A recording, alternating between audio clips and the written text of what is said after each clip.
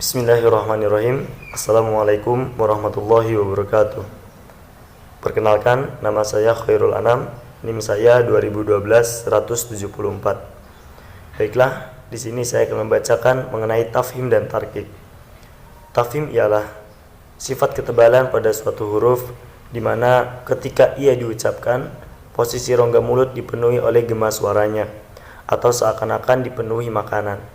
Sedang sifat sebaliknya disebut tarkik, yakni tipis, yang tentunya ketika ia diucapkan, posisi rongga mulut tanpa dipenuhi oleh gema suaranya. Apabila dilihat dari sifat-sifat tersebut, huruf hijaiyah terbagi menjadi 3 macam, yaitu yang pertama, huruf-huruf yang dibaca tafhim. Yang dibaca tafhim yang pertama, huruf isti'la, terkumpul dalam lafaz khusso douting kill, yakni kho, so, do, lo, po, ko, bo, yang tingkat ketebalannya sebagai berikut.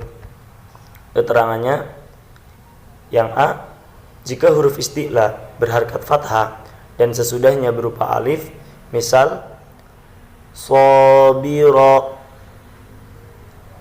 toba, keterangan jenis ini paling tebal. Keterangan B, jika huruf isti'la berharkat fathah dan sesudahnya bukan alif, misalnya toba'a, boroba, atau jika huruf isti'la mati dan huruf sebelumnya berharkat fathah, misalnya maghriba, matla'i. Keterangan jenis ini tebalnya di bawah poin A. Keterangan C, jika huruf isti'la berharkat dhammah, misalnya tub, duriba, atau jika huruf isti'la mati dan huruf sebelumnya berharkat dhammah, misalnya muqnahun wa yut'imun.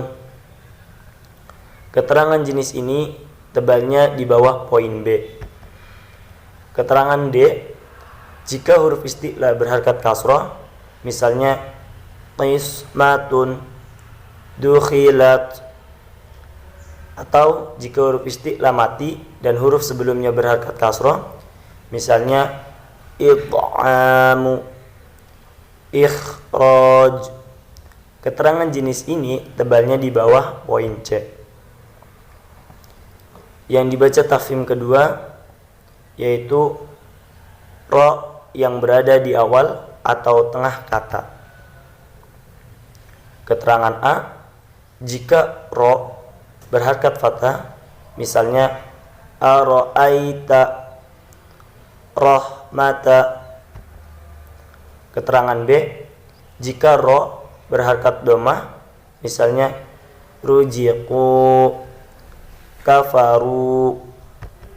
Keterangan C, jika ada ro mati terletak sesudah huruf yang berharkat fathah, misalnya arsalna. Keterangan D, jika ada ro mati terletak sesudah huruf yang berharkat dhammah, misalnya yurzaqun. Keterangan E, jika ada ro mati terletak sesudah huruf yang berharkat kasroh, aridah atau tidak asli, misalnya irka'u, irji'i. Keterangan F, jika ada ro mati terletak sesudah huruf berharkat kasroh, baik aridah maupun asliyah, yang berada di akhir kata sebelumnya, atau keterangan biasa disebut kasroh munfasilah, misalnya rabbirhamhuma inirtabtum. Keterangan G, jika sebelum ro mati berupa huruf yang berharkat kasroh asliyah dan sesudahnya berupa huruf isti'la yang tidak berharkat kasroh, misal labil mirsad, firqah, qirtas. Selanjutnya yang dibaca tafhim ketiga, ro berada di akhir kata. Keterangan jika ro mati baik asliyah atau aridah. Keterangan A, sesudah huruf yang berharakat fathah, misalnya wanhar dan wala tazar wal qamar, yang diwaqafkan atau di antara keduanya dipisah huruf sahih mati, misalnya wal asr yang diwaqafkan. Keterangan B, sesudah alif, misalnya an-naru yang diwaqafkan. Keterangan C, sesudah huruf yang berharakat dhammah, misalnya wangdur, wa amur dan bin nuzur yang diwaqafkan atau di antara keduanya dipisah huruf sahih mati, misalnya ma'al usri yang diwaqafkan, ma'al usr yang diwaqafkan. Keterangan D, sesudah waw mati, misalnya fis sudur yang diwaqafkan. Selanjutnya yang dibaca tafhim keempat, lam lafad Allah. Keterangan A, jika lafad Allah dibaca dari permulaan, misalnya Allahus Somad. Keterangan B, jika lafad Allah didahului huruf yang berharakat fathah, misalnya huwallah. Keterangan C, jika lafaz Allah didahului huruf yang berharakat dhammah, misalnya Rasulullah. Selanjutnya yang dibaca tafhim kelima, yaitu alif. Keterangan A, jika alif terletak sesudah huruf isti'la, misalnya qala. Keterangan B, jika alif terletak sesudah lam lafaz jalalah yang tidak didahului oleh huruf berharakat kasrah, misalnya yuridullah. Keterangan C, jika alif terletak sesudah ro yang tidak dibaca al-imalah, misalnya walau taro. Baik, selanjutnya bagian B, huruf-huruf yang dibaca tarkik. Yang pertama yang dibaca tarkik, huruf isti'la.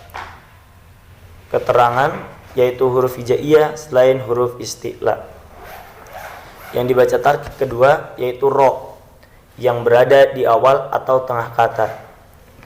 Keterangan A, jika ro berharakat kasrah, misalnya min amrina rijala. Keterangan B, jika sebelum ro mati berupa huruf yang berharakat kasrah asliyah yang terletak di dalam satu kata, atau keterangan biasanya disebut kasrah muttasilah dan sesudahnya bukan huruf isti'la, misalnya fil auna. Selanjutnya yang dibaca tarkik ketiga yaitu ro yang berada di akhir kata. Keterangan A, jika ro mati baik asliyah maupun arid atau tidak asli sesudah huruf berharakat kasrah, misalnya fatahhir, fakabbir dan muddaqir, qudir. Yang diwaqafkan atau antara keduanya dipisah huruf sahih mati yang bukan huruf isti'la, misalnya walabik, dan kemudian diwaqafkan. Keterangan B, jika ro mati atau aridi atau tidak asli sesudah ya mati, misalnya wasulhu khair, basirun, khabir, basir,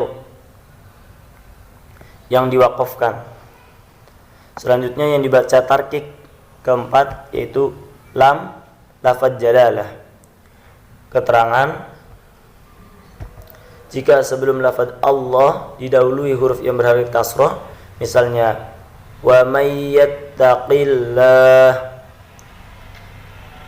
Selanjutnya yang dibaca tarkik yang kelima yaitu alif. Keterangan, jika alif tidak terletak sesudah huruf isti'la atau tidak terletak sesudah lam lafaz Allah. Misalnya la raib. Baik, selanjutnya yang C, dapat dibaca tafhim atau tarkik. Yang dapat dibaca tafhim atau tarkik, yang pertama ro di tengah kata. Keterangan, jika sebelum ro mati berupa huruf yang berharakat kasroh asliyah dan sesudahnya berupa huruf isti'la yang berharakat kasroh. Misalnya kullu fir.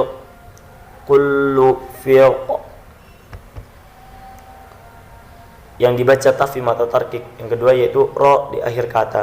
Keterangan, jika akhir kata berupa ro mati tidak asli dan huruf sebelumnya berupa huruf yang berharakat kasroh namun dipisah oleh huruf isti'la yang mati atau sukun, ini hanya terdapat pada ainal qit dan mir ketika diwaqafkan. Dapat dibaca tafhim atau tarkik. Yang ketiga, contoh yang dapat dibaca tafhim tarkik yang ketiga yaitu idza yasur surat Al-Fajr ayat 4. An asr dimanapun berada dalam Al-Quran.